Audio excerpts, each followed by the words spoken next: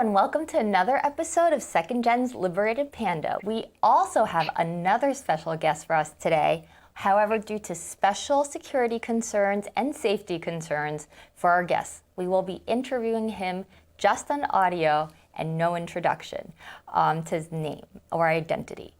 This person has been collecting a multitude of cases that expose China's violation of speech freedom.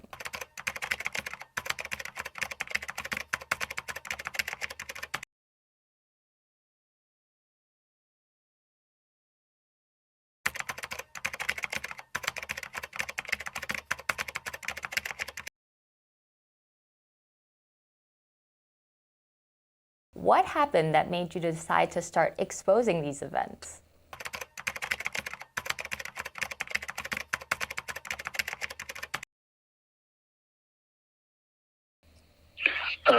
是我开设这个推特账号是在2019年的10月份，那个时候中国正在庆祝70周年国庆节，也举行了非常盛大的阅兵式，那个时候就被抓了好几个那个发表所谓辱国言论的网民，也就是侮辱国家的。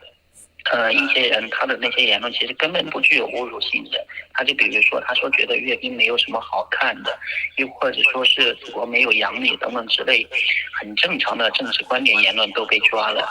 那个时候让我意识到，这个国家对言论自由的打压上升到了一个新的层面，所以说我不想再坐视不管，我想来收集曝光这个现象。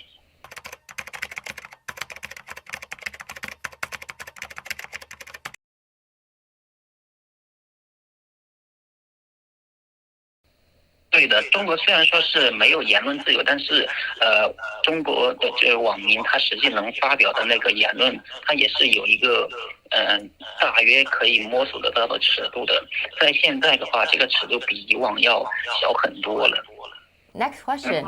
Have you always felt disappointed with the Chinese government, or did something change at some point to make you disillusioned with it?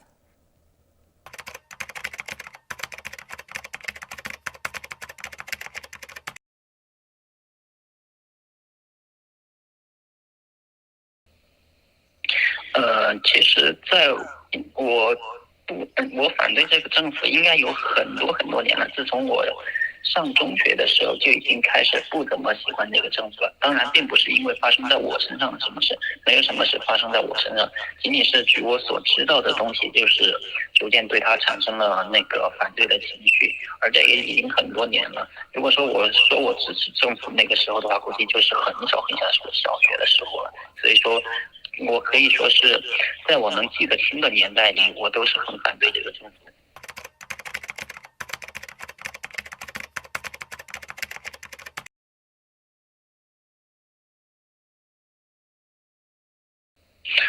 如果说是对政府持反对态度的话，他这个人群太多，他这个观点形成的原因，自然也可能分为很多种。当然，肯定不可能是什么出生就这样的，因为这些观点知识都是出生之后学习到的嘛。可以说有一部分人是因为他们接触到了自由民主的观念，或者说接触到了中共的负面信息，才对他产生反对意见。而另外有一部分人是因为自己遭受到了迫害，才开始反对这个政府，也就是我们俗称的类似访民那个群体，他们主要是这样。Mr. Wang, the thing that really caught my eye with your Twitter is the plethora of information that you've been able to obtain. All these documents, all these court documents, and I'll include the links to your Twitter. I mean, it's just amazing, the volumes of cases that you've accumulated. So how do you get that information?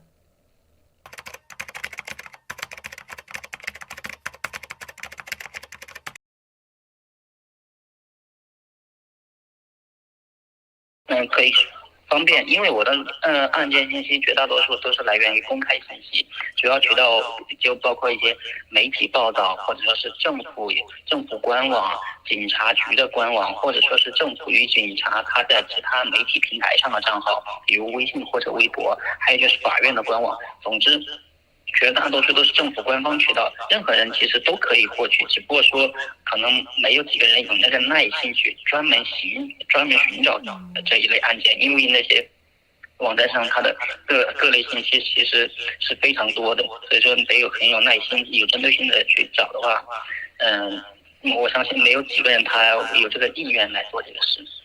So that's actually really interesting. So it's actually very much like the American legal system, where cases are public record. It's just, not a lot of people have the interest in it. Is that what you're saying? Yeah. Okay. Wow. So I did not know that. This is like the one area of Chinese society that's pretty transparent. So I wonder why that is. And if you don't know the answer to that, Mr. Wang, it's completely okay. But I'm just wondering why, of all the things that they would make public record, why would they make like these cases public record for like one of the most transparent, non-transparent countries in the world, I think. 就是其实虽然说政府或者法院官网他们是在公布各式各样的案件，但其实绝大多数的敏感案件都是没有公开的。虽然说我在那个政府的各个网站上总共找到了已经有2000多个案例了，但是这都是他们可以说是意外泄露出来的冰山一角。当然很多普通的小案子他们那个不属于敏感案例，他们没有想过要隐瞒。然而绝大多数像那种因为言论太强的都是他们可以说是不小心那个泄露出来的。因为在很多个那种案子就是我曝光之后，那个法院的网站他就把那个报道把那个文档给删掉了，因为这就正好说明他们当时是不想来公开这个案子的，只不过是一不小心泄露出来的。这样的情况我遇到很多次了，就是我一曝光，然后有大量人就去查那个网页，结果政府方面他在那个网站上他就看到怎么这么多人来访问这个文档，然后一看这个不对就立马把它删掉了，这种情况太多了。另外还有一个呢，就是很多时候我们在外国媒体网站或者说是其他当事人爆料的一些判决书或者拘留通知书上看到的一些敏感案例，而那些案例也就是真正的敏感案例，绝大多数都是在政府网站上是搜不到的。所以说要明白，这个绝大多数敏感案例它是不公开的，它想公开的其实都是不敏感的。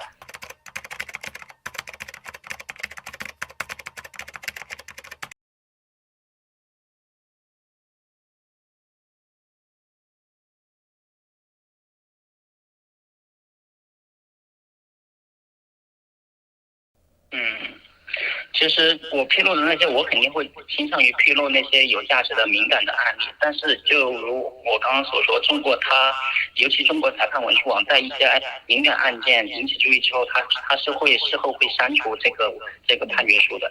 那么从这个意义上来说，我认为在那个地方看到的文档，也许不能叫公开，而只能叫半公开。半公开也就是我所说的，它不小心泄露出来的。然后另外一点呢，就是虽然说其他的，比如说政府发表在媒体网站上的一些案件是当时确实是公开状态的，但是由于绝大多数人他都没有那个意愿或者耐心来专门就是有目标的收集这类案件，我来把他们专门收集出来，然后统一展示。我觉得这也是另外一种形式的暴露吧，因为像其他关注这个领域的人，他们就没有一个特别的渠道来专门看敏感案件，而我把它给弄出来了，就是收集到一起，所以我认为这也可以说是一种形式的披露吧。如果说用披露这个词不准确的话，那我说是把他们收集或者在集中展示出来，我觉得这个也是可以的。So I have a follow-up question just as a lawyer myself. Like how much of these documents, these cases, these decisions are accurate portrayals of what actually the crimes are and the substance of the case? Like, is it basically truthful, or can we not even count on that?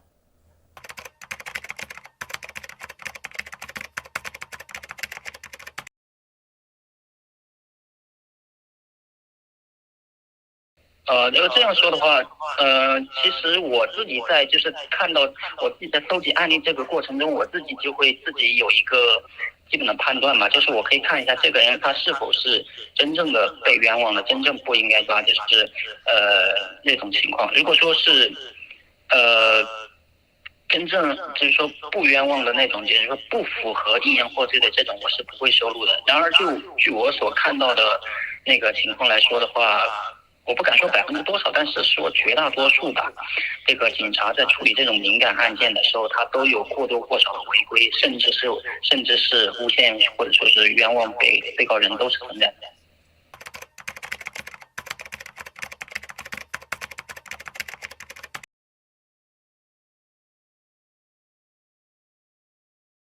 从我收集的这些案子而言的话，因为我收集的绝大多数都是说一些人他在网上说了什么言论而被处罚。而从一个即便从中国法律的角度来说的话，首先他有言论，宪法是规定有言论自由，也规定有批评政府的自由。那么在实际处理的时候呢，警方或者法院他喜欢给他扣一个帽子，就是说他是虚假信息，而虚假信息呢，从理论上来说，就是造谣嘛，造谣肯定是一个不对的事。但是首先说，中国的法律对造谣它实际没有管得那么严。其次，它凡是对自己不喜欢的东西，全都定义为了造谣。就比如李文亮说的，中国的法律对造谣传谣，它的那个界定依据是故意编造，或者说是明知虚假还故意传播，它是只有这两种情况才构成那个造谣。然而在实际运用中呢，有很多人他不仅当事人他说的非常清清楚楚，他不知道那是假的，而且从实际情况下来考虑，当事人他也不可能知道那是假的。在这种情况下，依然来给当事人定罪判刑的话，这就是典型的违法裁判嘛。So that leads really nicely into our next question, and it's something that we all were discussing before we came on air, and that's, so there are lawyers in China now. You have political activists. There's even a small religious thing going on in China right now. So with all of that, it seems like there's more speech obviously going on. So how do you know, or how do you walk the fine line between knowing what can get you in trouble and what can't get you in trouble? And it also seems to differ from time to time, right? So is how would a person even know?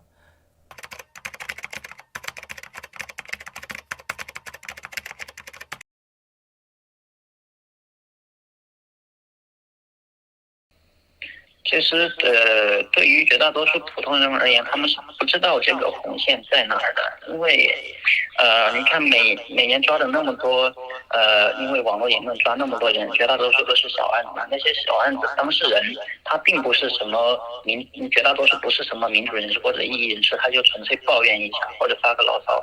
那么其实我们可以肯定，如果那个人他知道他会被抓的话，他是不会说的。也就是说，绝大部分人他根本就不知道。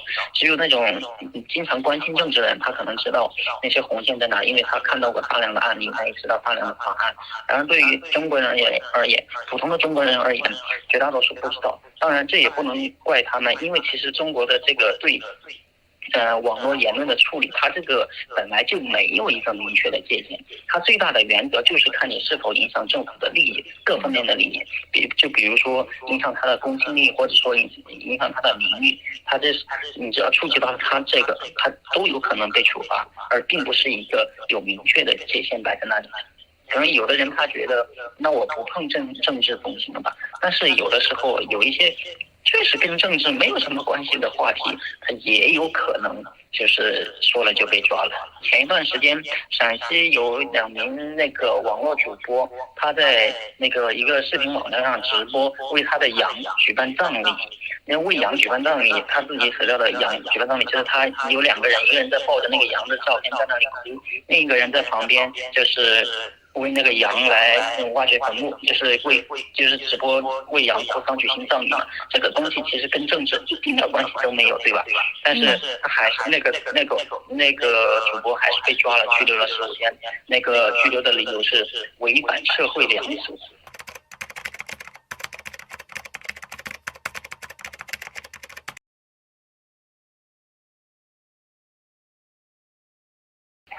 如果这么说的话，也许就非常纯粹的那些小事可能没有，就比如说我今天想吃什么，我今天想穿什么，也许这个跟政治挂不上什么关系。但是你在实际日常交流中的话，你肯定避免不了谈到政治或者说谈到与政治相关的间接的话题。To counter that, right, to counter the government censorship, I noticed that Chinese people on Weibo and everything like that, they use a lot of memes. So would memes be a good way to get around the whole speech issue? Or like at least do they have more staying power?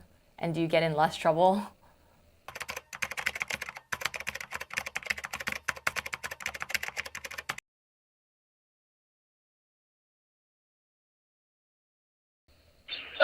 这个的话，就是说规避审查这种一些小技巧，在几年前还是比较流行的，因为那个时候审查没有那么严，现在审查越来越严了。我认为已经很难了，不说绝对不可能吧。就比如说你用一个图片，图片上可能写的东西比较隐晦，就是比较讽刺，但是并没有说的那么直白。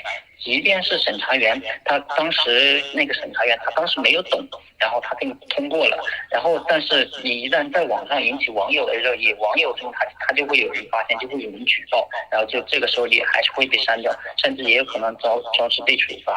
也就是说，这规避审核的一些绝大多数技巧，在现在都已经用不上了，因为一方面网络审核员的队伍比以前要庞大的多了。还有一个是他们的那个也已经更加去专业化、程序化了。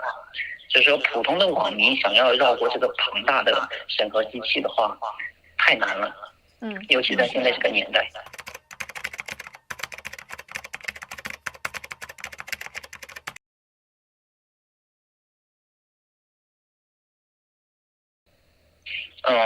人工算法确实人工的和那个 AI 的肯定是都有，但是具体占多少比例的话，我不是内部人员，我也不好说。但是总之就是给我的直观感受就是，人工加 AI 两个结合起来，他们可以做到不放过任何一个敏感信息，即便当时放过了，后面就是发布出去之后，他又看到，他还是能够察觉出来这个哪里不对。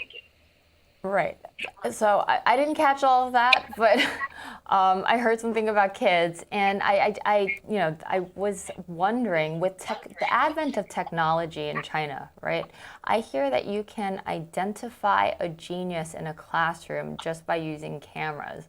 So with that kind of technology going on in China, it seems to me that it makes it virtually impossible to like have any sort of freedom of speech, even if you're at home, right? Or is it not there yet, Mr. Wang?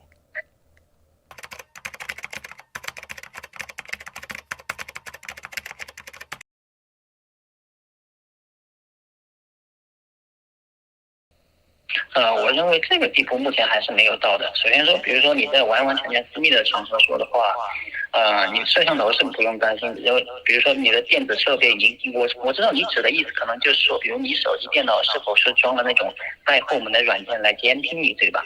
这个呢，我不敢说没有，但是它绝大多数当局它是不会动用这个来抓人的，因为它一旦开了这个口子，那么它这个一旦被暴露出来，它将是一个可以说是巨大的舆论危机吧。所以说，一些软件，电脑或者手机软件，他们可能会有后门，会有监听你，但是他们这种监听的作用呢，主要是用于训练它的 AI 算法，就是那个网站的 AI 算法来加入增加它的那个敏感信息的数据库。还有一个呢，就是即便传给政府的话，最多也是用于防范，而不会直接根据那种偷监听到的东西来抓人。因为这个的话，对他来说会是一场重大的舆论危机嘛。当然了，你在家里，我指的是就是说现实中的讲话，不是说你在网络上的讲话。在网络上讲话的话，比如说你私人聊天或者说是群聊，那么不管你处在什么位置，它可以通过网络层面的获取，那这个性质不一样，那是肯定会带来危险的。Okay, so it's very Orwellian 1984. So my follow-up question to that has to do with the VPN. So I know, there's a great firewall in China, but I believe something like 1 to 2% of Chinese people do use VPNs to bypass the Great Firewall and to be able to see like Western media and everything like that. So is that going to be continue to be effective against the CCP as technology advances, in your opinion?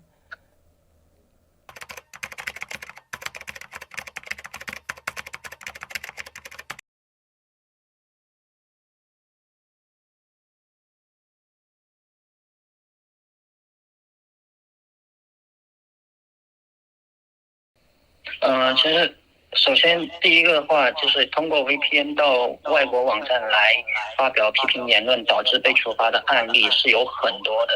当然了，这个被处罚就是他当事人是如何被查到的，这个我就不清楚了，有可能有很多原因。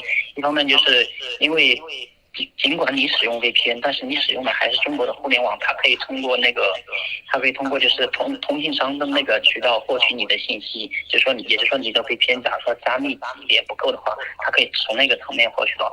还有就是说呢，你手机上的或者设备上的其他的一些软件后门也可能泄露你的信息，导致这样被抓。从现实上来讲，在翻墙到外国网站来批评政府被抓的已经很多了。第二个问题的话，就是你说的把那个 VPN 给全部切断的话，其实中国它在2017年就已经做过一次这样的事了，它下令所有的国产的手机应用商店下架所有的 VPN， 它是已经做过的。而是现在能用到的 VPN 都不是中国应用市场上的，都是偷偷传播的，就是一些比较比较隐蔽的渠道偷偷传播的。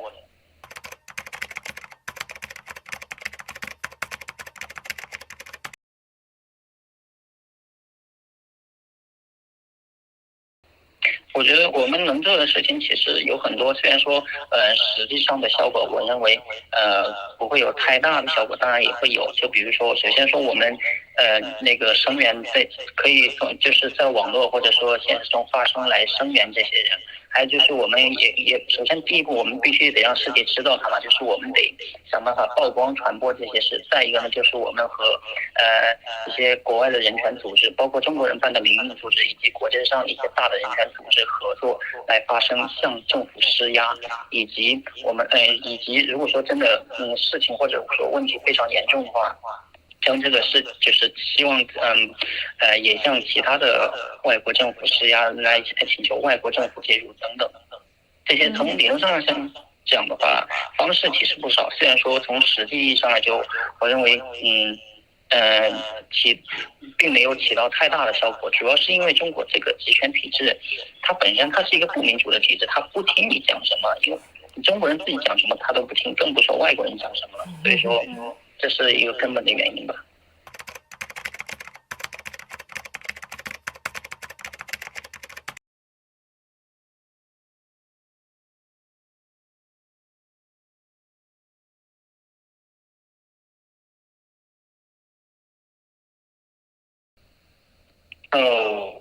我觉得也不能这么说吧。我说我想支持我声援那个人，支持那个人，我确实是想支持声援他的。甚至也有一些人他直接在中国的互联网他也这么做，当然结局肯定就是被删帖、被封号，甚至被抓人了。Do you think foreigners are interfering with China's internal affairs by getting involved? Because I know China says that all the time. I mean, the CCP says it all the time.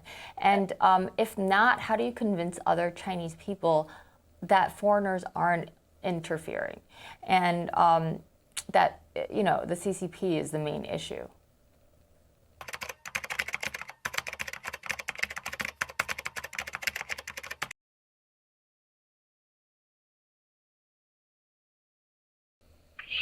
首先说，我觉得绝大多数外国人肯定不是真正的干涉政策内政吧，因为绝大多数人都是在口头层面的来批评谴责他而已。说白了，都是在行使自己的言论自由权。而外国媒体的话，它行使的也是自己的新闻自由权。这个并不是任何意义上的实质干涉。所以说，这个说它是干涉中国内政，这个说法是完全站不住脚的。另外呢，还有一点，我认为更重要的一点是，对错比外政内政重要。也就是说，假如有人批评他这个政府做的什么对或者不对，或者批评一个人的时候，最重要不是看这个人批评的人有没有资格来批评，而是看他说的内容对不对。我曾经就是以往也在那个中国互联网上也发表过这样一个观点嘛，就是如果说别人说你做的不对，那么你首先应该想想自己，他说的是不是对？他说的这句话对不对？是不是你真的做错了，而不是说你一个外人没有资格指手画脚。并且很讽刺的是，从现实中来讲的话，外国人批评政府，中国人他会说你个外国人不要说三道四；中国人批评政府，他说你一个中国人竟然说中国不好，你吃里扒外。在这种情况下，意思就是说没有人可以批评的。你说这是很讽刺。Do you still have hope for China, and like maybe in the not so distant future there will be like some sort of free speech?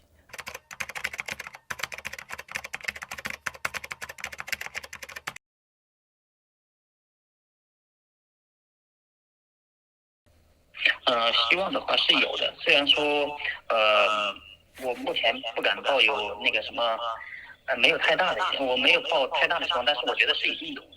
因为你的问题问的是可见的未来，就有生之年嘛。因为首先说从当前这个政权来讲的话，他按照他这个统治模式，如果一直持续下去，那肯定是没有希望的。但是他这个统治模式也会遇到很多的那个问题和意外。那在这种情况下，我认为希望还是有的。So has things gotten worse under Xi Jinping's rule for freedom of speech or speech?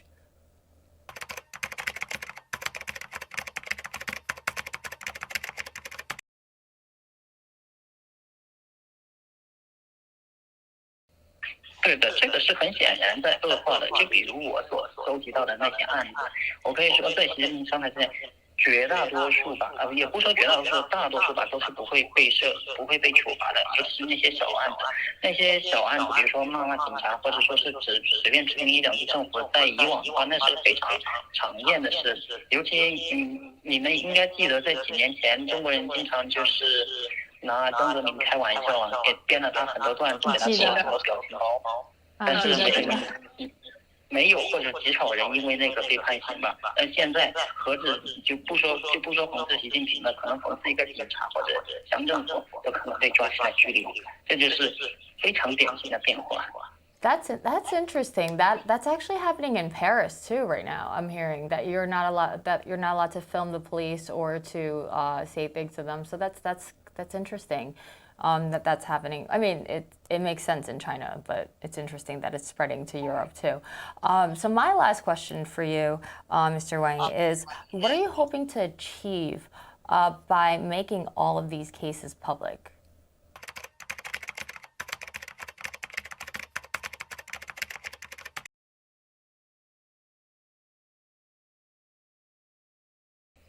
其实这个我在就是收集曝光这些案例之后，我并没有期待能够带来太多的什么效果，因为其实我认识到这个现状了，但是我觉得我做了我应该做的事吧，我必须把这些一些该让世人该知道的事情，我必须让世人知道。至于世人知道了之后能不能做什么，我虽然我也会那个什么尽力来一起做什么，但是这个就不是我所能够那个掌控的了。当然我知道，就从我实际看到而言，我觉得我所做的事应该也是带来了一些实际的改变，例如那个一些，就是因为我的这些专门那个定向公开的一些案子，他有人就决定都不回国了，甚至有人他也会在发表意见言论的时候更加那个更加谨慎了。还有就是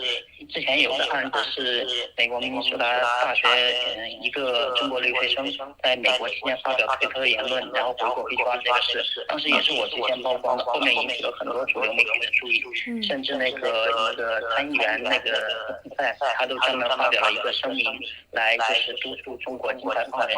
我认为这也是一个理论上来说是一个很好的达成效果的一个方式，就是把这些案子值得让人注意的案子，让更多的人注意到，更多人注意到之后，自然就会有更多的人来采取行动，包括外国政府或者媒体或者人权组织。讲得好. I love that answer. That's fantastic. Yes, if you can just save one person or to help one person avoid unfair persecution, that is enough for me, at least. No, that was absolutely perfect. So I've been interviewing a lot of law professors in America. So like UPenn, UPenn Law, Yale Law,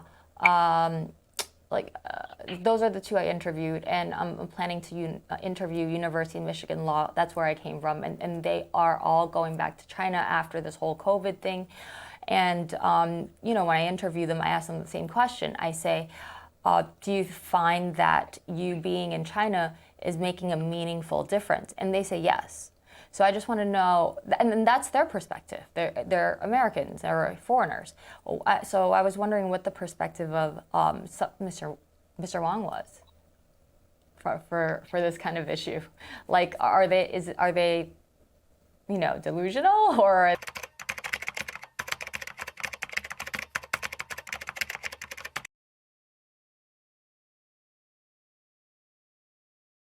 这个肯定有的，我认为这个是毋庸置疑的。因为就是说，国外的那些法律教授嘛，或者说是与政治相关的一些学者，到中国来普及只要他普及的是真正的宪政民主知识，或者说是普世价值知识，这肯定是都可以一定程度上就是启蒙中国人的。当然了，我不太清楚，就是在中国这个环境下，他们在中国还是否允许他们这样教？知道了. Okay. So next time when I interview another law professor, I will absolutely ask that question, because that's a very interesting question. Are they allowed to teach the same curriculum, or do they have the freedom to teach the curriculum that they want, or are they also limited by the CCP? So that is a very good question that I will ask the next law professor that I interview. So thank you very much for that. You're welcome. Yeah, so I have nothing else. I thought, this has been a great conversation. I think Mr. Wang is doing a wonderful service for all of us. And I urge everyone to visit his Twitter, which will be in the description. And it's at Freedom China, right? Freedom China, Mr. Wang, is that right? CN? Sorry? Oh, it's okay. No worries. I believe it's on Twitter. It is at Freedom China CN, but no worries if you can't remember that, or if I got that wrong, it'll be in the description, and you should definitely check out the Twitter page. He has tons of followers too. I guess a lot of people are interested in this, just like we are. So other than that, thank you so much for joining us on the show today. Hopefully things will get better because of people like you, Mr. Wang. So thank you to our audience for joining us on today's Second Gen's Liberated Panda, and we hope you will come back and join us today for next week. Have a great day. Bye.